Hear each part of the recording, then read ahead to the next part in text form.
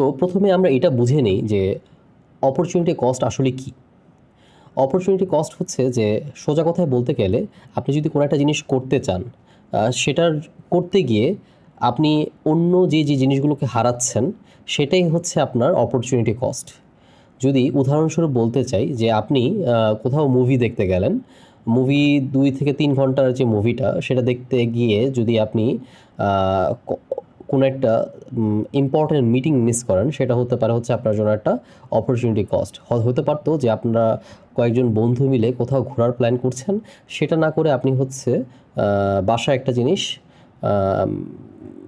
মানে হচ্ছে একটা ছোটোখাটো একটা এরার্নস আছে, সেটা করতে হচ্ছে আপনাকে গিয়ে, সেটা আপনার জন্য একটা অপরচুনিটি কস্ট। মানে আপনি কোনো একটা জিনিস করতে গিয়ে বাকি যে জিনিসগুলোকে হারাচ্ছেন সেটাই হচ্ছে অপরচুনিটি কস্ট। একটা উদাহরণ দিলে হয়তো বা আপনাদের জন্য সহজ হবে। আমরা অনেক সময়